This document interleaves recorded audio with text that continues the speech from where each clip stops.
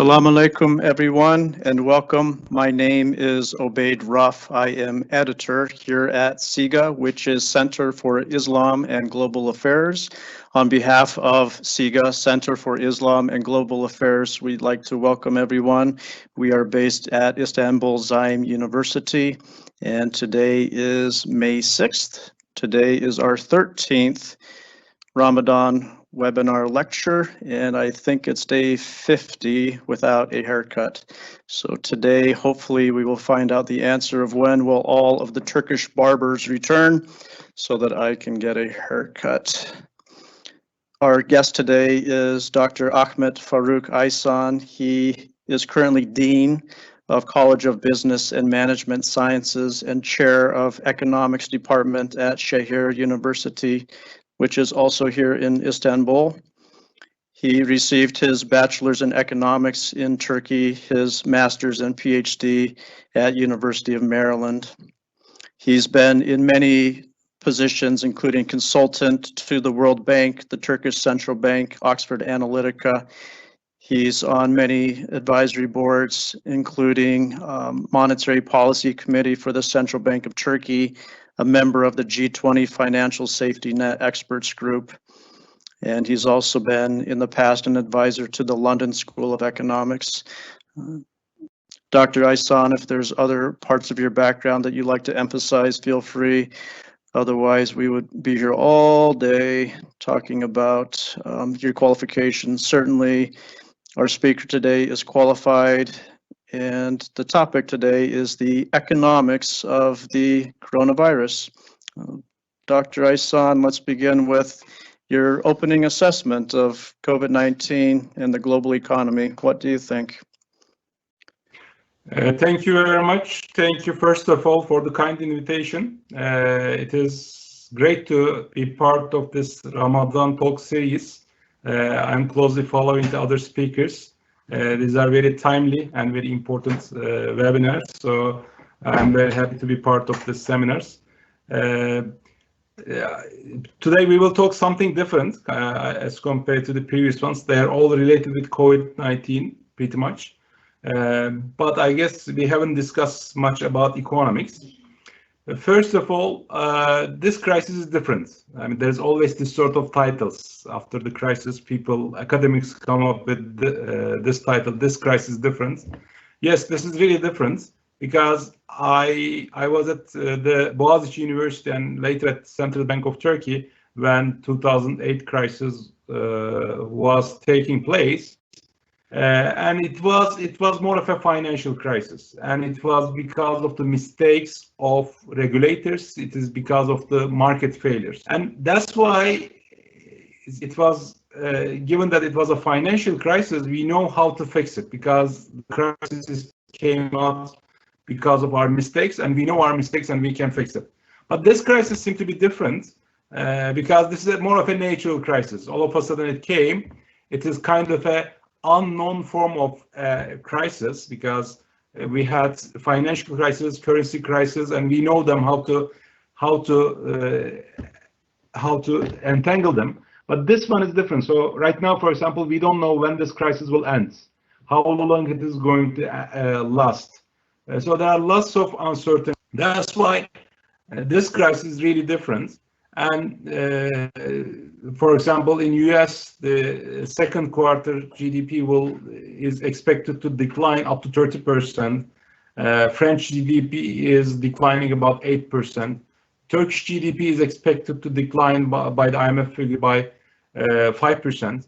Even the China, I mean, they never had negative growth rates in their last 40 years, and probably they will have some negative growth rates or even slightly positive growth rates. So this is a really big crisis for sure.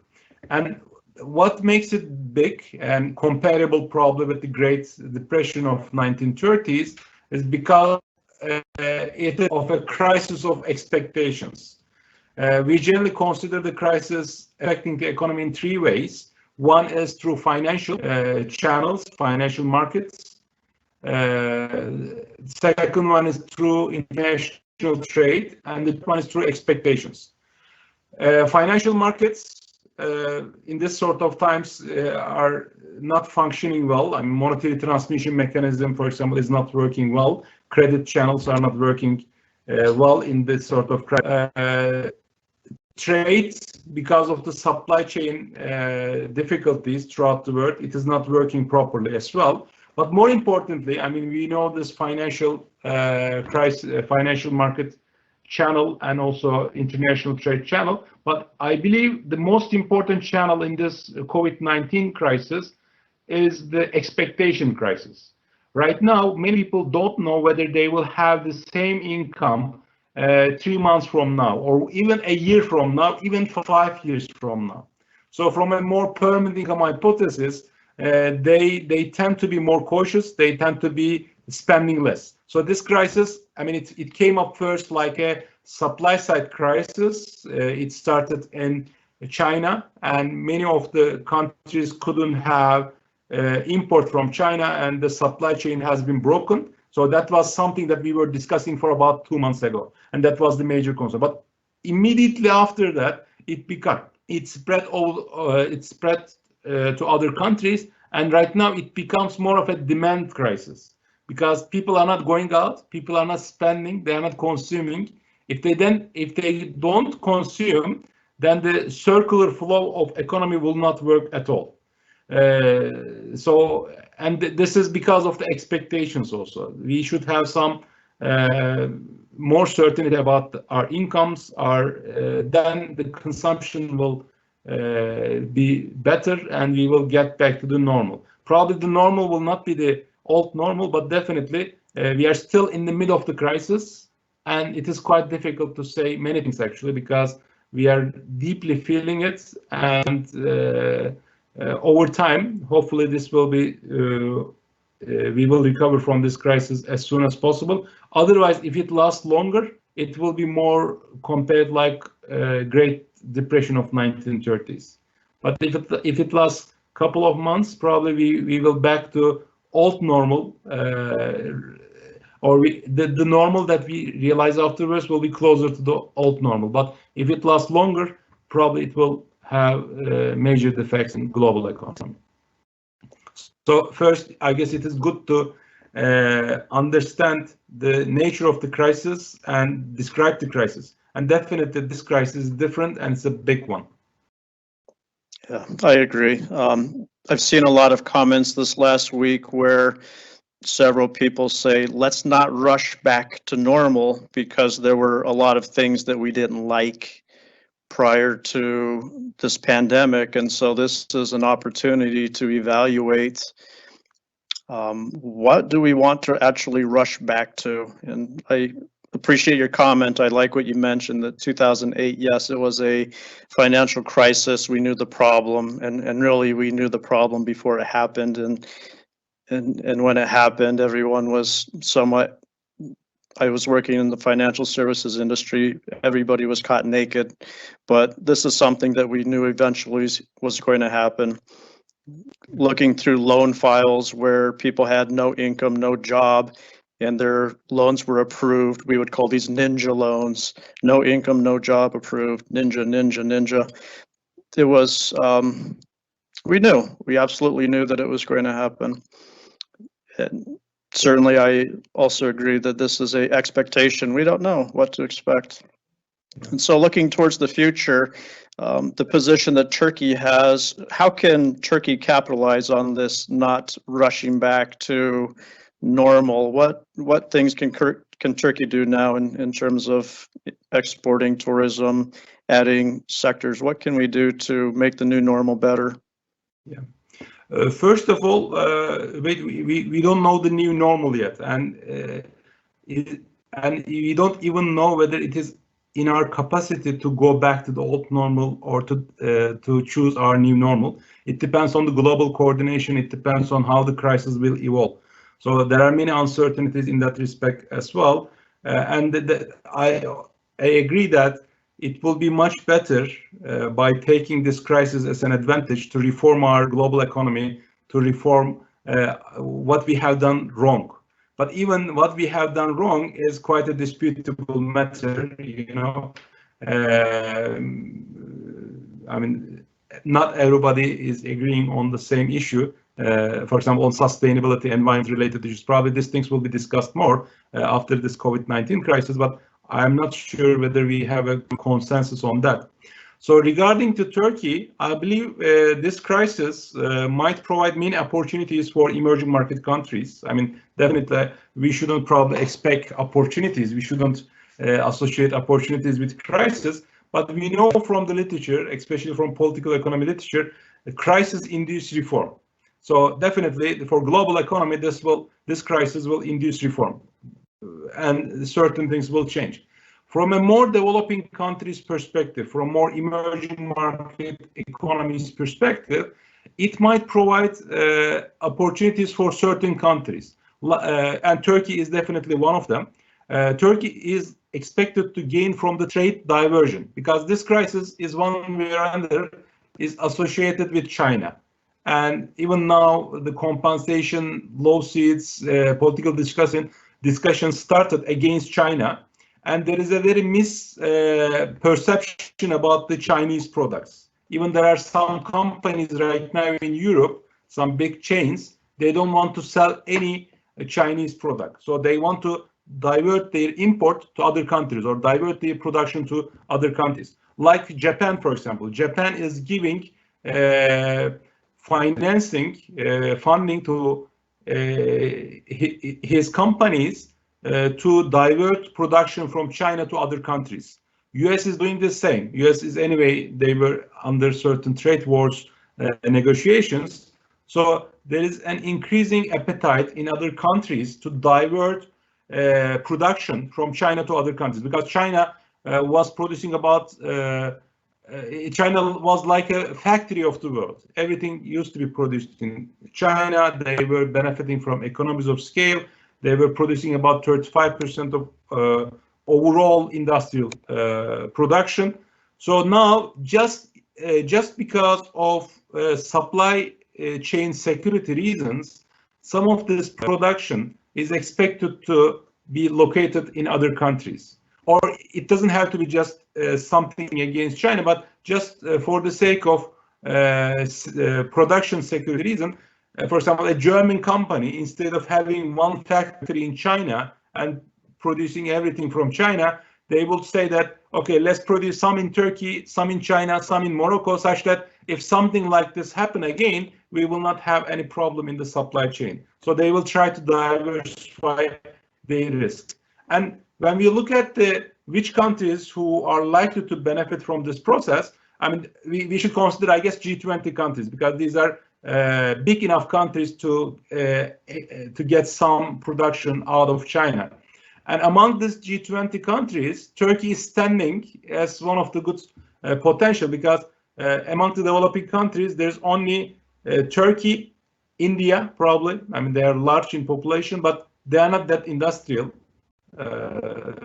per se. Brazil is also G20 country, but they are not that big industrial country. I mean, they are good in natural resources, in oil, other commodity exports. But when it comes to real industrial production, like textile, like different machineries, Turkey is standing differently from other countries. So I believe that after this process, many countries, including Chinese investors, by the way, because of this misperception about the Chinese production and import from China, I believe Chinese producers will come and establish factories, will have some cooperation with the Turkish companies to export from Turkey to Europe, export from Turkey to US and to Africa, to other countries.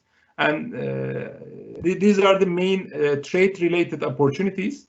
Probably there could be an opportunity from the financing side, because financing become cheaper. All the major developed countries, even the developing countries, have reduced their interest rates.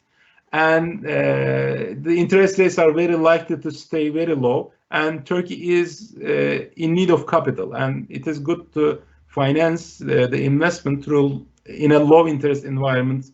And that could be another advantage for Turkey. But in order for all those things to be realized, we should first be securing ourselves from the crisis first, then also should invest on these aspects. Yeah, it's really shocking when you look at some of the supply chains that are collapsing, that food companies had only one source for a main ingredient, or a car manufacturer, for instance, they relied completely on China. So when China is crippled, they had to cease operations. Certainly diversifying the supply chain, this is long overdue. And in the last generation, a lot of the business leaders were trying to maximize shareholder value. That was really the last 10 years, shareholder value, shareholder value. So they didn't care. One supply chain, okay. Work people as long as they can, okay. Cheap materials, okay. But now, there you go. China's crippled, now the company's done. Certainly, as I've traveled around Turkey looking at some of the manufacturing capabilities around Konya, so many places, there's space. People in Turkey work very hard. The engineers here are incredible. Really, Turkey's a hidden gem for companies that haven't considered Turkey. This is definitely, when flights are up and going, they need to come and investigate Turkey. I think that they will be very surprised and impressed. Absolutely.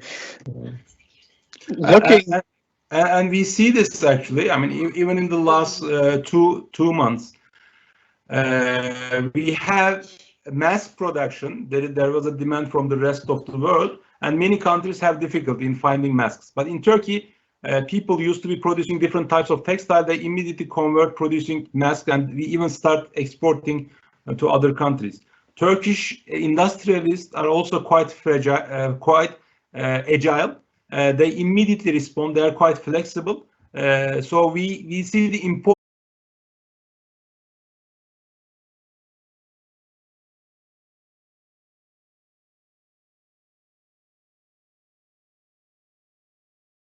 Yes. Assalamu alaikum, everyone. Again, our guest today is Dr. Ahmet Faruk Aysan, who is Dean of College of Business and Management Sciences and Chair of Economics Department at Şehir University in Istanbul. I am still the moderator, still need a haircut. Dr. Obaid Ruff with Center for Islam and Global Affairs. Dr. Aysan, the last question we asked, let's continue. Who globally, in terms of economic response, who is doing well and who needs to go further in their economic response to this crisis? Thank you very much again. Good to be back. Countries, first of all, are doing all monetary expansion. Interest rates are lower. So there are some similarities that all countries are following, and this is for sure the monetary expansion. There are some differences in the fiscal stimulus, and the best form of fiscal stimulus seems to be government redistribution, especially giving it back to the poor segment of the society. Those countries who have the capacity to be able to distribute back to the society, like UK, like US, like Japan, they seem to be in a better position. And this also depends on the capabilities of the governments. There was one question just before we break. We give the break. There's a discussion of MMT, modern monetary theory. In the modern monetary theory, if you have the chance to borrow in your own currency, then those countries are better in fighting against COVID-19 crisis, because they can print money on their own currency, and this doesn't lead to an inflation. Or also they borrow in their currency, so there's no original sin sort of ideas.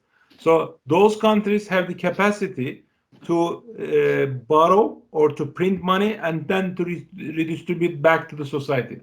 But the unfortunate thing is that developing countries, most of the developing countries do not fit to this MMT theory. MMT theory is mostly for developed countries, for US, for Japan, for European Union.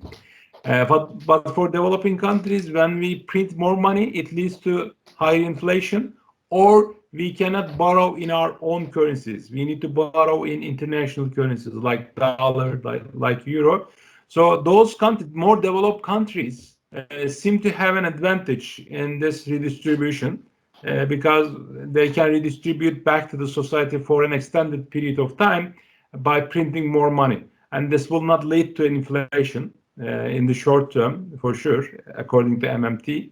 And also, definitely, their overall debt level of the government will increase. But as long as the interest rates are quite low, they can maintain with the high debt to GDP ratio for an extended period of time. But unfortunately, we don't have such a luxury for developing countries. In developing countries, immediately, even in the global crisis time, we could have inflation. By the way, developing countries have also issued print money more. They start borrowing more. They are also doing the same, but their limits are much less as compared to developed countries. Okay. I know before this crisis began, I did the math of how much does each U.S. citizen have to pay in terms of his or her portion of the government's debt every time the government decides to print its own money or lower interest rates and selling bonds on the international market. Every time the government does that, this is going to be paid from future taxes from all people in the United States. And before the crisis, the number per person was about $88,000. So every American's portion of its nation's debt is $88,000 that they will pay in taxes over their lifetime, in addition to normal taxes that they will have to pay to wipe out all of the money that the government is printing. After COVID-19, now that number is closer to $94,000 per person. How do people in Turkey compare in terms of debt in the household? Are most Turkish families living in debt? Is it sustainable? How does it compare to other nations? First, let me compare it from a more macro level. The debt that you compare in US and that in Turkey, I believe they are not same, because of the MMT theory again. In US, this is not really the debt of the citizens. This is the paper money or the digital money printed by the Federal Reserve, and the individuals, the citizens of US will not pay that. They will only print more money. The luxury of US is that they can print, the government can print, or the state can print its own money, and the debt is to China, to other countries or other central banks. And if the other countries wanted to get their money back, they will not provide services. I mean, if it is over time, it is possible. I mean, they can get some services, they can buy land in US, they can buy real estate in US. This is possible. There could be some transfer of wealth because of this government bonds. That is possible. But if something bad happens immediately, then anyway, government will print more money and will pay back. And which is actually what is happening right now, right? Because there is kind of a flight to quality. We are in the middle of the crisis, and in the middle of the crisis, generally, the money goes to quality countries, and the quality country is still US, and all the money goes back to US, Europe sort of countries, and they lower down the government bonds yield, and by printing more money, you can pay your debt back. So I don't think that in US, definitely over time, if US decided to pay back the debt to China, to other developing countries, then over time, US has to sell something. And that's how the consumers of US will be paying it back. But it is not very likely. This crisis are actually showing us that you don't have to pay it through the transfer of goods, but in a sense, you are selling your credibility in this sort of times, and the consumers are not actually paying at all. When it comes to Turkish customers, we are not, households of Turkey are not that indebted. up to 2006, Turkish households were anyway not have the chance to borrow from the banks because we didn't have enough funding. After 2006, Turkish households start borrowing through credit cards, through consumer loans. But there was one good thing that came in 2005 or so, or it might be around that time. Turkish households cannot borrow in other currencies. They have to borrow in Turkish lira. So this is kind of actually save us from the 2008 global crisis, and Turkish households were not that indebted. Still, I don't know the exact figures, but Turkish households are not that indebted. But the issue is the firms in Turkey. Firms, they invest heavily after 2008 crisis. The interest rates were low. They had plenty of good opportunities, and the growth rate was very high in Turkey. So they borrow from international markets. They borrow from the banks, and their debts are mostly denominated in dollars and euro. So they're indebted. So they might. But overall indebtedness level of developing countries, including Turkey, are not that high. But the issue is that they don't have the luxury of printing their money and paying back this debt.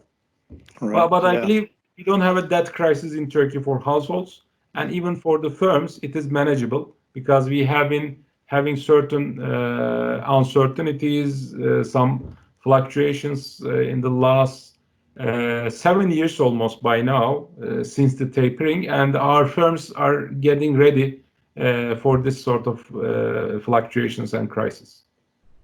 I see that with the stimulus payments that the U.S. and some other nations are making, what happened before, I was in the United States during the 2008 crisis, the effect of it was that people would receive the money and it would immediately be spent on existing debt.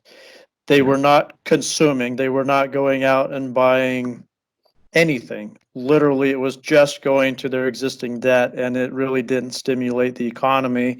And I see that the same thing is happening again right now. The money was wiped out. Now they're talking about we need to do a second stimulus. Oh, wait, now we should do universal basic income. Let's just send every American $2,000 a month and hope that they spend it. How do you see universal basic income? Do you think this could become a reality after this pandemic? Yeah, thank you. Thank you. It's a very important question. You are very right. I mean, that's why at the beginning of my speech, I tried to talk about expectations. Right now, since people cannot foresee their future, how much income they are going to receive in the upcoming years, so they become even more conservative and they are more cautious in spending their money. But the good thing is that even after 2008 crisis, very low portion of the income is spending, because I mean they are already indebted, or at some point they will be out of debt, so they will start spending, and they are spending anyway for basic necessities. So it is a good idea to transfer money to this group of people. If you transfer it to the firms, if you make some tax deduction, let's say to the large corporations, anyway they are sitting on the cash.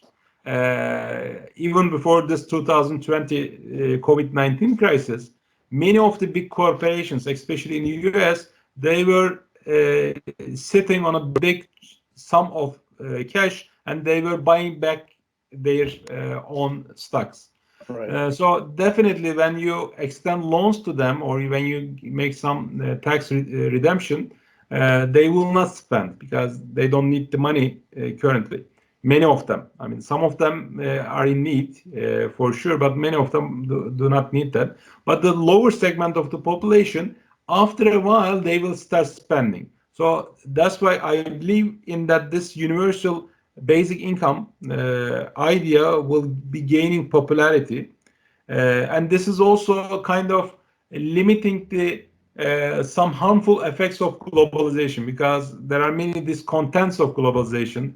Everybody are not gaining from globalization, so at least it will be good to provide certain basic income to certain segments of the population, such that they will feel secure.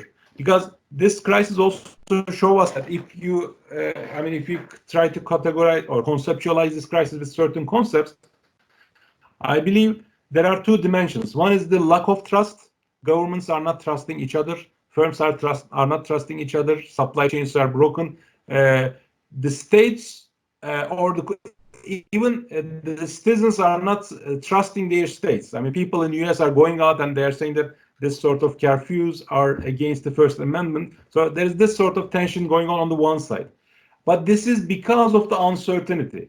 There are lots of uncertainties still, and it is the age of anxiety. Anyway, it's 21st century, but these anxieties seem to be increasing because this sort of crisis used to be taking place in every 10 years, let's say, or 20 years, 30 years, or we didn't have really many crises in developed countries. But right now, the last crisis was 2008 crisis, and after 12 years, we have another crisis, and this is again a big crisis. So we have to find ways to reduce uncertainty and increase the trust. And the universal basic income might be one source where citizens will trust more to their governments. But we should have also some international universal income sort of argument as well, because if every nation try to secure their basic income, probably this will not even be enough. And this basic income shouldn't just be coming out of the COVID-19 crisis. We had, before the COVID-19 crisis, we have Industry 4.0, we have digitalization, we have robotics being used in the industrial production. Anyway, there is much less emphasis for the labor power. Instead, we have more machinery, we have 3D printing and so on. Apparently, we need to find ways to consolidate the social solidarity through basic income. But I believe this shouldn't be just done at the national level. This is exactly what we are experiencing right now. We should find mechanisms to help developing countries, to help low-income countries, least developed countries, such that the global peace and prosperity will be achieved. If the national solutions are sure needed, but I guess the global solutions are also needed for this basic income argument. Right, definitely. A lot of the articles that CIGA has been publishing on our weekly geopolitical compass, a lot of our analysts have identified articles and research showing that what's happening is that COVID-19 has been an accelerator. It's not really changing the world as much as it is accelerating the world on trends that were already happening, whether that's populism or arguments for universal basic income, racism issues. So many of these things are being accelerated, but these things existed before. This isn't new. Yeah, I completely agree with that argument as well. In terms of state structures, do you see one state structure coming out of this better compared to others? Or is there a certain model that do you think is going to weather the storm better? Yeah, this is also something that we will be discussing, I guess, in the following months, probably in years, because there are two state structure came out, even in coping with the COVID-19 crisis. On the one hand, we have China. They contain the crisis much faster than the European countries and much faster than the more democratic Western countries, including US. And they use AI. They jeopardize the democracy in certain respect, but they achieve to contain the crisis much faster than European countries. So that's a challenge. I mean, and also even before that, there's this China Beijing consensus argument that probably democracy is not that of a fundamental issue, but instead, what is more important is the state capabilities, governance, whether you are providing certain income to your population, whether you are making the pie bigger and making people happy. So this sort of discussions will be more. But my conclusion out of this COVID-19 crisis, first of all, we know for sure that the populist leaders seem to be losing. I mean, it is good to have some, let's say, nationalistic leaders, populist leaders, but we also see the importance of institutions. Look what is happening in Brazil. Monsenaro, what was his name? Bolsonaro. I mean, he is a follower of Trump, but he couldn't done well during the time of crisis. Instead, he ignored the crisis. He even undermined the COVID-19 issues. But at the end, the COVID-19 seemed to be much more spreading, much faster spreading in Brazil. So it is not just the individuals, but the institutions seem to be also important. And overall, state capacity is a term that we will be discussing more.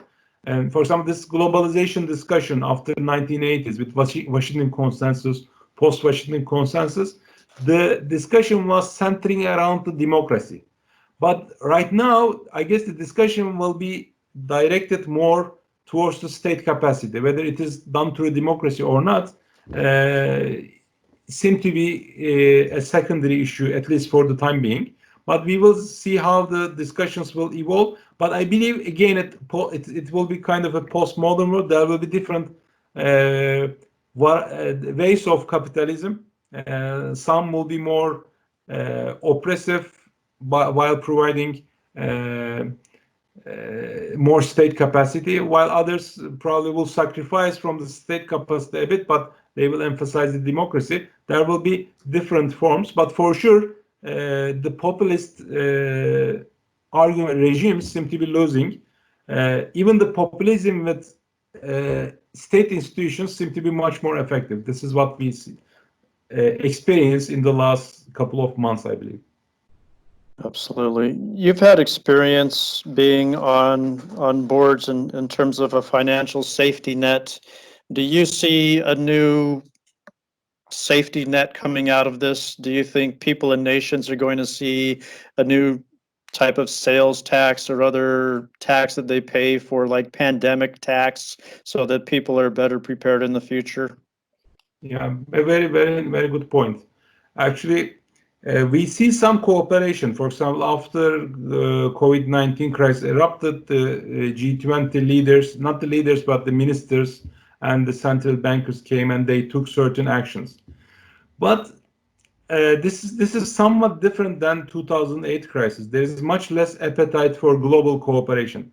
So answer to your question will depend on the global leaders, how much they are going to be akin for cooperation. And so far, unfortunately, we haven't seen such a cooperation. Even they consider this as an opportunity to fight against China, for example, or even to revitalize the trade wars between China and US, for example. I don't think that we will see that immediately. How we can see that depends on how long this crisis will last. If this crisis lasts longer, everybody will be losing. So there's kind of a war of attrition game.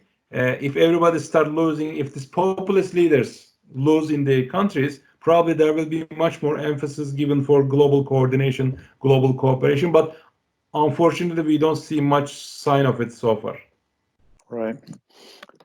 Something I've also seen a pattern that's been emerging, also accelerated by this global pandemic, is the strength of some corporations, some of the big 10 corporations like Google, Microsoft, Amazon, where we see Amazon is actually doing its own research to develop its own vaccine.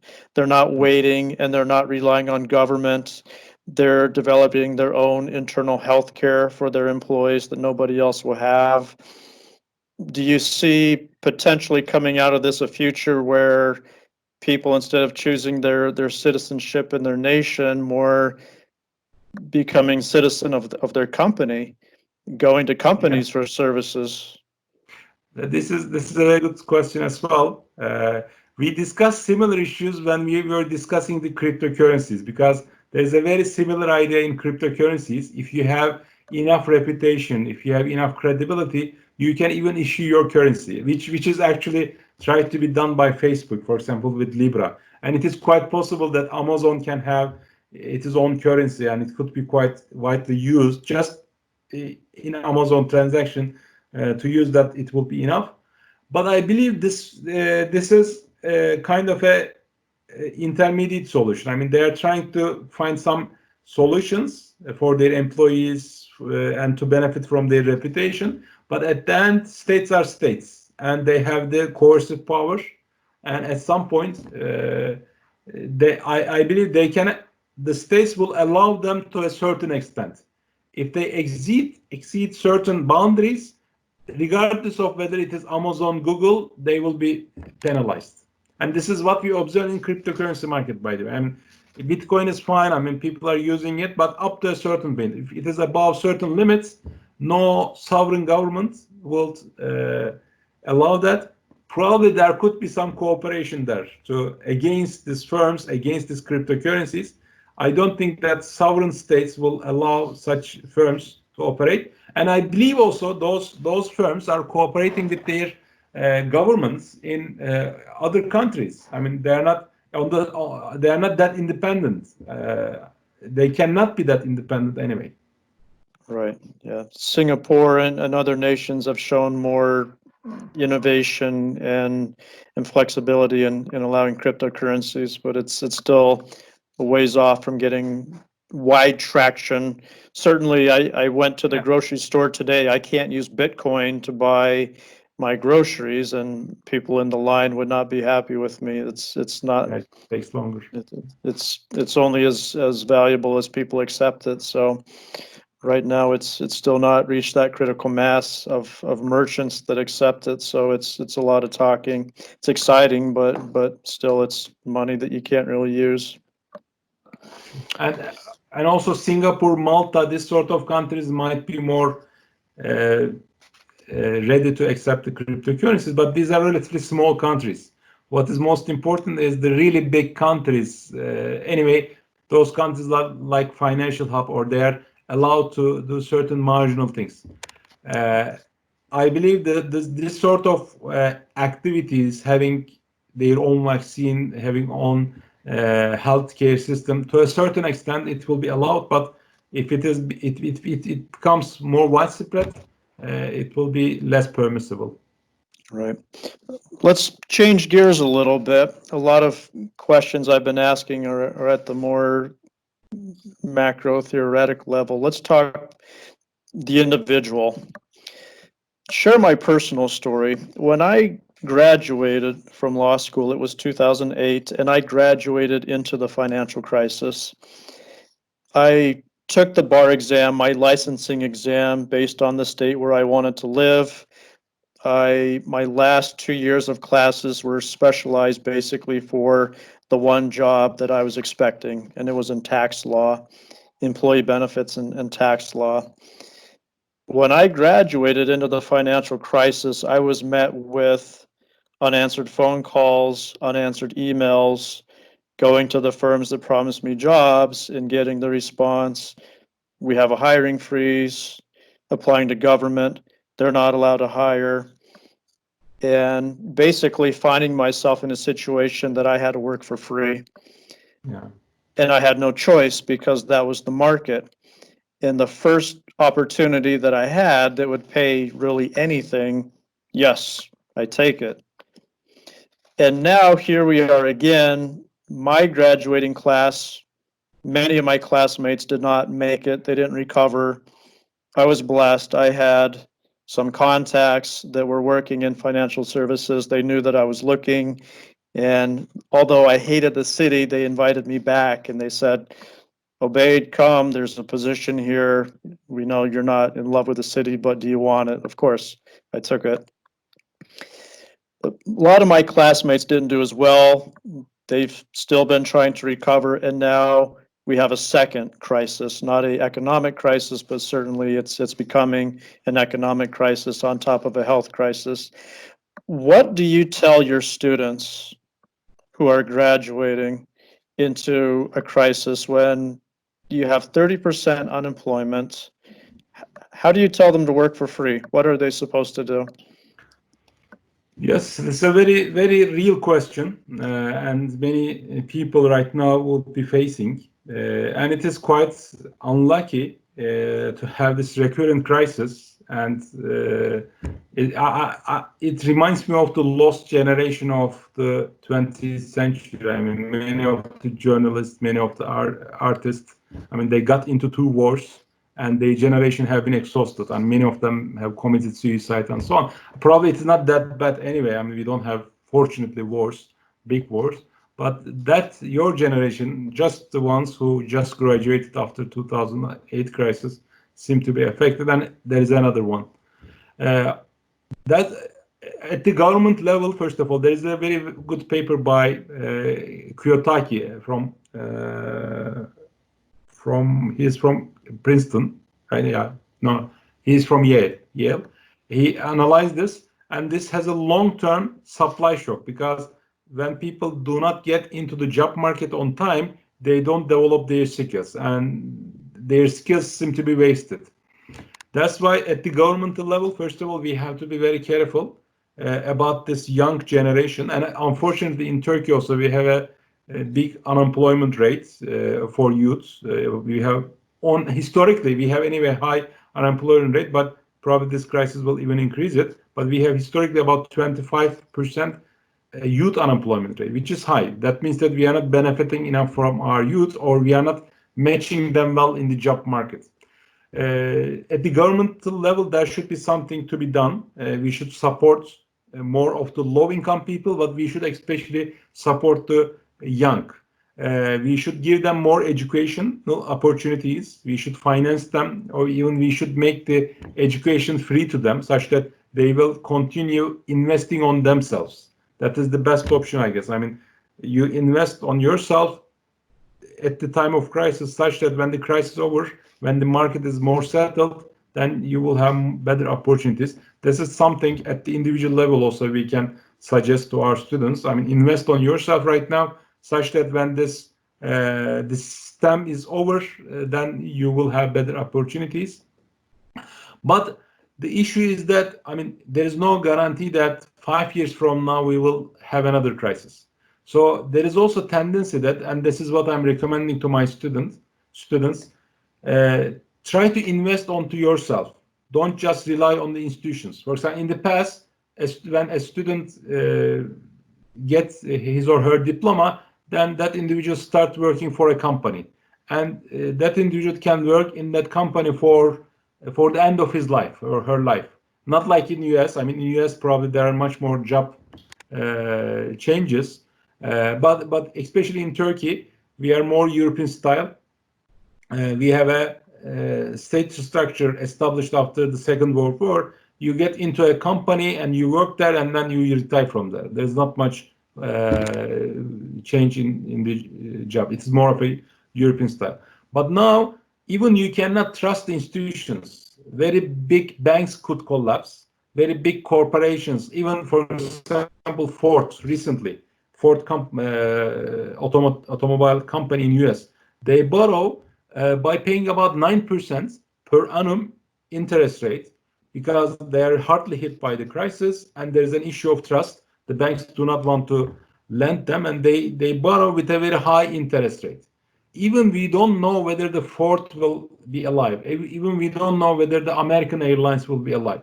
So that's why it is better to invest on ourselves. So that's why it's not a coincidence that we have some geek workers where their competence, their difference from the others is more important. But definitely this is not a global solution, because it relies more on what the individuals will be doing. But I suggest to my students, invest onto yourself as if you will be self-employed. Try to be an entrepreneur. Just don't go to a job and then expect that company or that institution will provide you income for the rest of your life. So always, even you are doing something, try to open up your eyes and look at the opportunities. Try to develop your entrepreneurial skills. Try to develop your agility skills, because apparently the world will be like this. It is a world of anxiety. There will be many uncertainties. And as Muslims also, we have to be also satisfied what we have. I mean, after we do what we can do at most, then as we see in this crisis, many things are not in our hands. We have to surrender and be happy with our destiny. That is also something that I guess we have to urge ourselves to believe in, because to believe in destiny is not always in saying. I mean, it is really by experiencing. May Allah make the lives, our examinations for all the humanity easy, because apparently right now all the people, not just in US, not just in Turkey, all the youths, all the humanity seem to be suffering. And there are two directions. On the one hand, we have to convince ourselves, and at the same time, we have to also work hard to develop our skills. And education could be a good investment right now to do for fresh graduates. I like it. So fight for your graduates and tell all of your government contacts, make it free so that they can continue school. I agree. I agree. A lot of people I see now in the United States, what they're doing, because it's a election year, a lot of graduates will go working for campaigns. They'll be doing research and campaigning, and then if their candidate wins, they could end up becoming a staffer, and if their candidate doesn't win, then they'll be back to the job search. That is a career trajectory in the U.S. Also one transition, yeah. Yeah. And sometimes it ends up very big. There was a congressional representative in the United States who is known for graduating, going to his parents' basement, and he never did anything, and he became a very long-term representative for his state. I won't mention his name or the state, but it happened. He was basically unemployed in his parents' basement. He ran for Congress, and yay, he belonged to the right political party, so he won. He had zero qualifications. And that's his job. Looking towards what we call in economics a black swan. I've seen a lot of webinars. At this point, I think I'm tired of webinars. When I log on to my social media, it's just an explosion of so many webinars, and we try to stay intelligent and above it. This is something that we do anyway. But now there's so many webinars. A lot of economists are having fights about, is this a black swan event? I like to use the terminology, it's a sick swan. That how can you say this is something that was unexpected when Bill Gates and others have been warning us with climate change, with dense populations, it's just a matter of time when we have some sort of virus or antibiotic resistant superbug. We need to be prepared for it. And here it is. Oh, what's your opinion? Is this a black swan, completely unpredictable, and everybody's excused for being unprepared, or is this a sick swan? Yeah, I like this argument, 6-1 argument. But regarding to the first argument, yes, there are many webinars.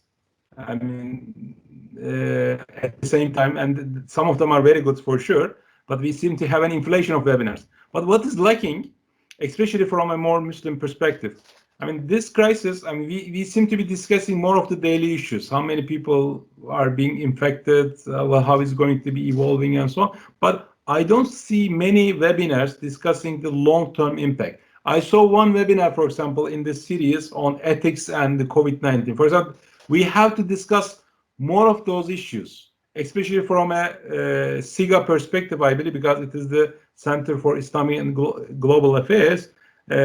We have to also discuss what can we provide as Muslims to the rest of the world, what sort of ideas, what sort of different viewpoints we can say from a more Islamic perspective to the rest of the world.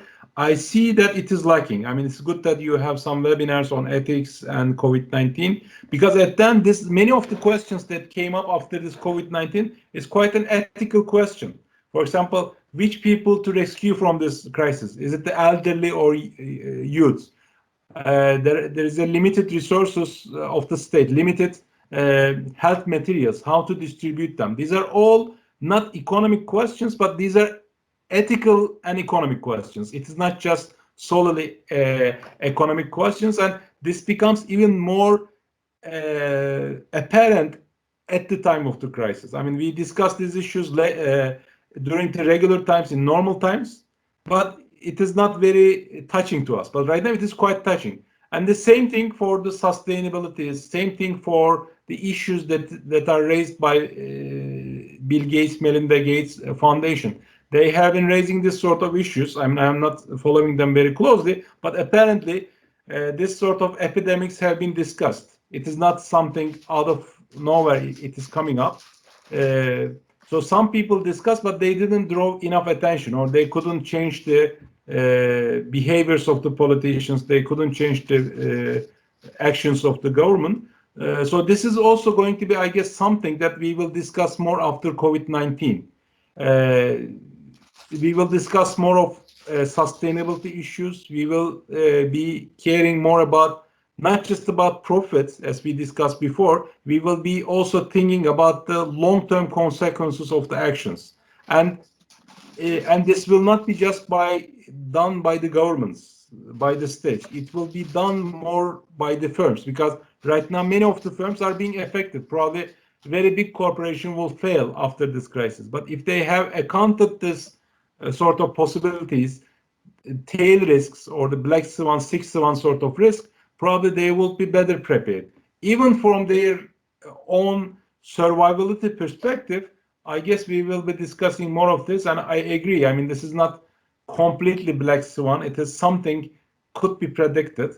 And unfortunately, in Turkey, sometimes there are certain theories, complot theories, we say in Turkish. Is it also some theories? It is as if this sort of crisis have been brought by this rich people to the society. Even they are being accused by predicting certain things.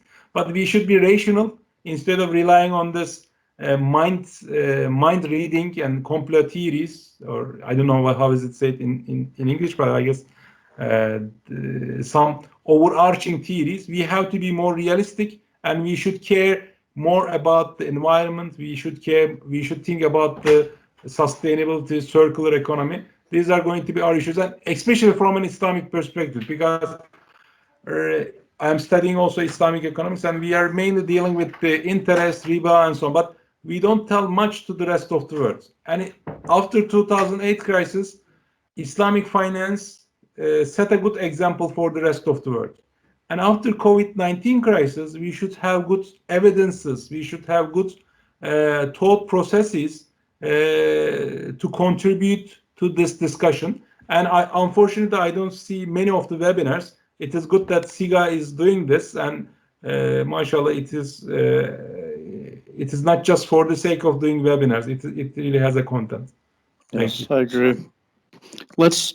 I like your point. Let's spend our remaining time talking about this of the Islamic viewpoint. What can, not just Islamic finance, but Islamic ethics, what viewpoint do you see? What can Islam share with the world that maybe people would not otherwise consider?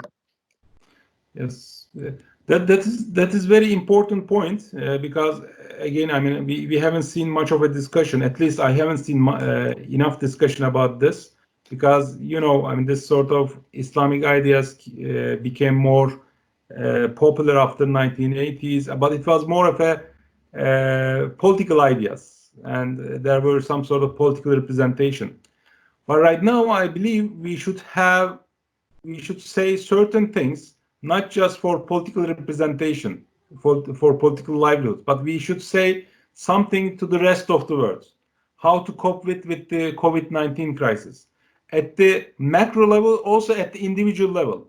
What does our religion tell us about how to cope with this crisis? What does our religion tell us about the destinies, uncertainties? I guess we don't, I mean, probably some people might be thinking more about them, but personally, I would like to think about those issues more at the personal level. And also from a Islamic intellectual perspective, we shouldn't just be confined in our to saying certain things to our communities. It is the right time to say something more global, some global recommendation to the rest of the world. And in doing so, we shouldn't just pointing out some differences. We should also emphasize some similarities. And this COVID-19 crisis is a good one for that reason. We are all in the same ship, regardless of our religion, regardless of our worldview, regardless of our political opinions. We have to come up with the solutions for this global crisis to keep the ship alive, keep the ship sailing. So I don't have particular ideas, but I believe it is the right time to contemplate more and to have a mission to say something global. And same, we shouldn't produce our solution for the Muslims only. We should provide our solutions for the humanity, because Islam has been brought not just for Muslim, but for humanity. And this is what we understand better in this sort of crisis. Right. One thing that's concerned me watching the response in the United States is Trump's decision to disregard his doctors and to rush in what he calls reopening the economy. And people need to remember, first, he didn't stop the economy. This is about consumers and whether they're comfortable going out, are they comfortable spending. You can't order somebody to go and spend money.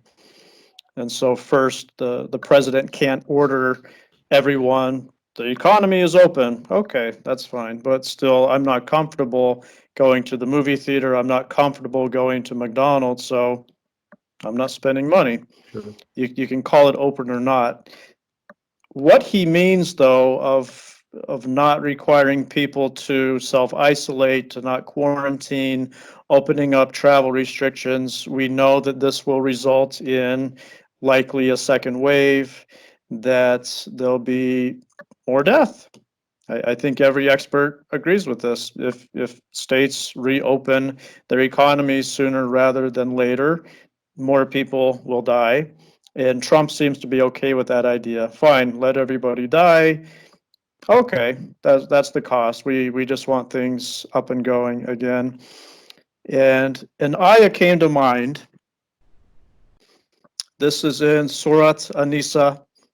For those that don't know the Quran, this is the 4th chapter of the Quran, the 29th verse. It says, "O you who have believed, do not consume one another's wealth unjustly, but only in lawful business by mutual consent." And here's the important part, "and do not kill yourselves or one another. Indeed, Allah is to you ever merciful." Right here in a verse talking about not taking other people's wealth. This is a reference to riba and other prohibited things, but to do business by mutual consent. Right after this, it says, don't kill yourselves and don't kill each other. In light of this verse, how can we justify going back to work so quickly in a Muslim nation when we have a specific ayah telling you, don't kill yourselves for the sake of business? Yeah, but I believe there are two dimensions of it, because definitely that's why in the previous question, this is not just an economic question. This is an ethics question. We have to reflect our worldview, and we should have certain principles in solving these questions. But I also see some merits in this idea, because for example, just think about India. There are lots of people, they're already poor, and they don't have even have their living for more than a couple of days. If we kept them in the houses for a certain, or even they don't have houses anyway, I mean, in India or in many developing countries, and also even in developed countries, then they will not be probably killed by COVID-19, but they will be affected by other problems. They will not find jobs, the economy will be worse. So my inclination is that there is no easy answer to those questions. But what is more important, we can only discuss about the processes. At least this should be discussed. We should discuss okay, this has cost and benefits. This has cost and benefits. Which one is better? And we are valuing the human life more than the economic benefits. Or we may say that, okay, the governments should even spend more because we give the importance to the human life more than we give importance to economic life. But it even depends on the different country characteristics. For example, I believe US might have more opportunities to stay at home and not to open up the economy. But I believe for India, for developing countries, they may have less flexibility. So one thing that is valid for US might not be valid for India, for a developing country. So that's what, but we should emphasize the process. Everything has to be discussed. People should know what they are doing. For example, there are some good signs. I probably do not agree with the people going out right now and saying that curfewing is against the first amendment of the constitution in US, but at least they have their opinion and they are consistent in their ideologies. They are more libertarian. They are more consistent in their mindset, and I respect that. Probably I may not agree with them, but I respect that. So instead of having the right solution for everyone, we should create processes and we should enable the citizen to involve in that discussion. We should make them informed and then they should give their decision. That will be better because I don't think that there is easy solution for this problem, and the solution might differ from country to country, region to region, occupation to occupation, age groups to age groups. So there are many complex variation in this problem. But what we can optimize the process. At least we can make the people more informed. We can reduce the uncertainties, and then we let the people decide on their own. That is my approach would be. Right. Yeah, definitely. And United States and other nations are very, very different. You make a good point with India, where they live day to day. And I did a report earlier for the director of our center about a month ago, when different analysts at CIGA, we chose different countries to get a quick survey of where things are going to go. My country was Mexico. And it was concerning to see that so many people in Mexico are in the informal economy. They live day to day.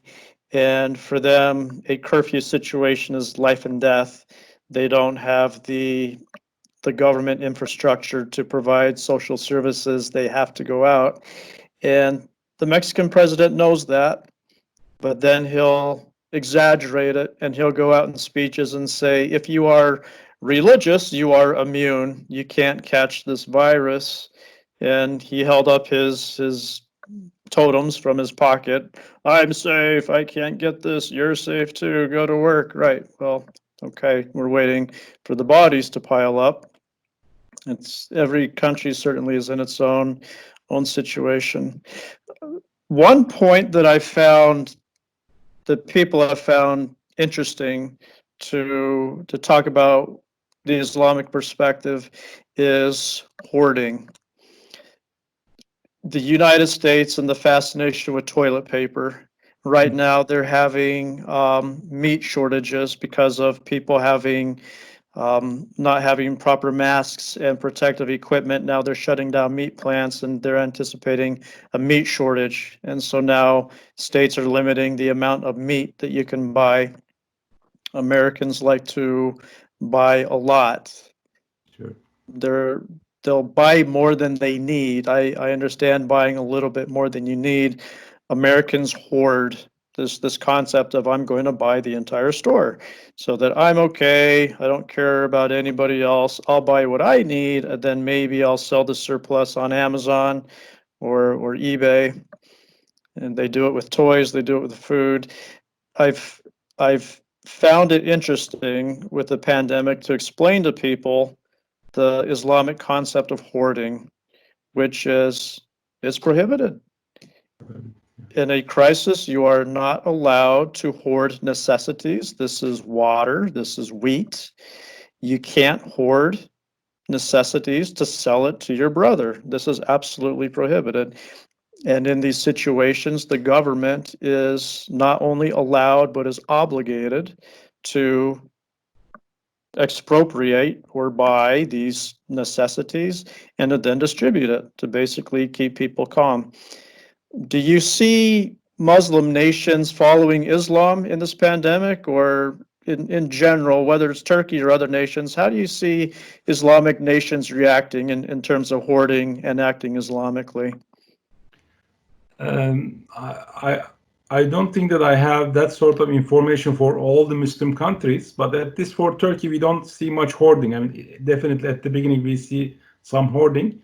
But at the individual level, I guess to give trust to the people that don't worry, I mean, you will find your toilet papers, you will find your pasta and so on later on. That reduces the hoarding. So I believe definitely at the individual level, this sort of moral suasion, believing in Islam would help at the individual level, and we see many good examples of it. Also at the government level, at the government level, to give trust to the people that they will be able to find the same things later on is also quite important. That is what we observe in this crisis. But for the case of US, I have an interesting observation, I believe. US is too much market-oriented economy. So individuals are alone there. I mean, the federal state is not that strong in providing this sort of services. Then they are left with the state level regulations, and the states are not always that strong. So I even can understand their hoarding behavior, that one way or another they couldn't find certain items, and the certain items are being imported from other countries, or they are produced in certain part of US and being distributed to the other parts, and there could be certain distribution problem. So people have done what is rational to them. But after this crisis, probably this will be also questioned. What will be the role of the federal government? Are we too much relying on the market mechanism? Is there a need for some social cohesion mechanism? For example, one of the reasons probably why we don't have much hoarding in Turkey, there is already good social links in Turkey. I mean, when a person cannot find food, the neighbors help. So they know this. There is kind of a social network security provided already in Turkey. And that's why after 2001 crisis, for example, in Turkey, it was a very big crisis, but we don't have a social riot, social collapse. But if something like that happened in US, the social cohesion is not that strong. This is probably something US needed to do, need to invest more, I guess, because apparently this social cohesion is helping. Definitely, US has a much more emphasis on market mechanism, much more emphasis to the libertarian ideas. But this sort of ideas seem to be not working. Individual rationality at the market level seem to be not working. It is good to have some social cohesion mechanism. This could be provided somewhat by the states, somewhat by the federal government, but more importantly, it should be provided by the community. It should be provided by the foundation. I guess US needs to invest more on this dimension of social cohesion. Definitely. Yeah, and you're right. There's certainly a social cohesion. I have a brother, I have an uncle, I have neighbors. I buy what I need. I'm not concerned if I run out here in Istanbul, a city of approximately 20 million people with transients, refugees, and so many people. I've not seen any shortages when I go shopping. Last question, Doctor. In terms of the global economy, where things are, if you could choose a nation to be stuck in, are you happy being stuck in Turkey, or would you choose another place? Thailand, Brunei, Caribbean island, Iceland? Are you happy being? Always home, sweet home. I am happy to be in Turkey. I would be even happier to be in Izmir, probably with my parents. We couldn't go to Izmir, unfortunately, in the last 2 months, and probably we will not be able to go in the 8th time. But inshallah, these things will be over. But good to be in Turkey, and everybody. I hope everybody will be happy to be in their countries and try to be happy with their families. Probably there are certain positive aspects of this crisis. We stay longer with our families. We spend more time together. So it is good to look at some positive aspects. Good to be in Turkey. Good to be with the family. May Allah make us more with our families, appreciate their values. Really, I mean, this crisis also showed the importance of families. I mean, at the end of the day, we cannot go out, we cannot socialize with others, but we are with our families, and good to have them, good to be with them. I mean, good. I agree. It's good to be home, and home is Turkey. So, alhamdulillah, I'm happy for Turkey. Thank you for your time, Doctor, and best of luck to you and your students. I appreciate your advice. I think it's accurate what I faced in 2008. Please do share with your students to invest in themselves. Don't give up, but it's not going to be easy. We don't know how these things will end. But thank you for your time, and best of luck to you and your students, and we'll see you shortly, inshallah. Thank you, Ubaid. Thank you for the very nice questions, and I share your good wishes, and hopefully you will share this with our students at some point. Absolutely, we will. Thank you, Doctor. Thank you. Assalamu alaikum wa rahmatullah. Assalamu alaikum. Thank you. Goodbye. Goodbye. Bye-bye. Assalamu alaikum.